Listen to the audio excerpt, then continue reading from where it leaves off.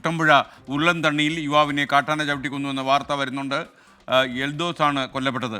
രാഹുൽ വിജയൻ വീണ്ടും ചേരുകയാണ്. രാഹുൽ വിജയൻ, ഈ സ്ഥലത്ത് ഇപ്പോൾ പ്രതിഷേധം നടക്കുകയാണ്. നാട്ടുകാരുടെ കുറച്ചധികം കാലമായി നാട്ടുകാർ വനംവകുപ്പിനോട് ഈ കാട്ടാനയുടെ ശല്യത്തെക്കുറിച്ച് പറയുന്നുണ്ടായിരുന്നു. എന്നാൽ ഇന്നൊരു ചെറുപ്പക്കാരന് ജീവൻ നഷ്ടമായി എന്നുള്ള ഏറ്റവും സങ്കടകരമായ വാർത്ത നമ്മളെ തേടി വന്നു.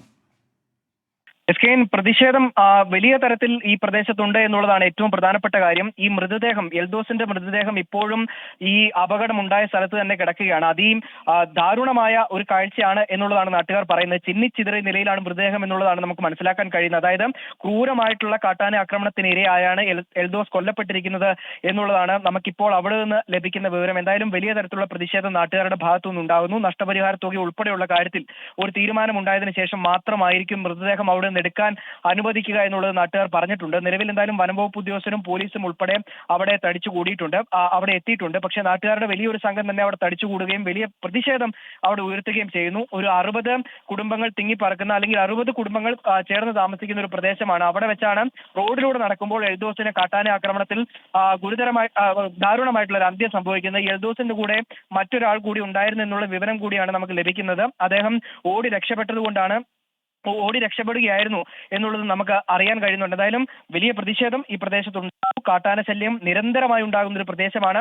ഇവിടെ ഫെൻസിംഗ് ഉൾപ്പെടെയുള്ള കാര്യങ്ങളിൽ വനം വകുപ്പ് കൃത്യമായിട്ടുള്ള നടപടി സ്വീകരിച്ചിട്ടില്ല. ഫെൻസിംഗ് ഉണ്ടായിരുന്നെങ്കിൽ ഒരുപക്ഷെ ഈ കാട്ടാന ജനവാസ മേഖലയിലേക്ക് ഇറങ്ങുന്ന ഒരു സാഹചര്യം ഒഴിവാക്കായിരുന്നു, ഒരാളുടെ മരണം സംഭവിക്കുന്ന ഒഴിവാക്കാമായിരുന്നു എന്നുള്ളത് നാട്ടുകാർ പറയുന്നുണ്ട്. അത്തരം കാര്യങ്ങളൊന്നും ഉണ്ടായിട്ടില്ല വനം വകുപ്പിന്റെ ഭാഗത്തു നിന്നും, അല്ലെങ്കിൽ ഏതെങ്കിലും സർക്കാർ സംവിധാനങ്ങളുടെ ഭാഗത്തു നിന്നും. ഫെൻസിംഗ് ഉൾപ്പെടെ സ്ഥാപിച്ച ഈ പ്രദേശത്തേക്ക് കാട്ടാന ഇറങ്ങാതിരിക്കാൻ വേണ്ടിയുള്ള യാതൊരു സജ്ജീകരണങ്ങളും ഒരുക്കിയിരുന്നില്ല എന്നുള്ളത് നാട്ടുകാർ പരാതിയും ആക്ഷേപമായി ഉന്നയിക്കുകയും ചെയ്യുന്നുണ്ട്. എന്തായാലും ഇപ്പോഴും നാട്ടുകാരുടെ വലിയ പ്രതിഷേധം അവിടെ നടക്കുകയാണ്. ആംബുലൻസ് ഉൾപ്പെടെ അവിടെ വന്ന് നിൽക്കുന്നു. പക്ഷേ മൃതദേഹം ആംബുലൻസിൽ കയറ്റിക്കൊണ്ട് പോകാനുള്ള ഒരു അനുവാദം നാട്ടുകാരുടെ ഭാഗത്തു നിന്ന് കിട്ടിയിട്ടില്ല.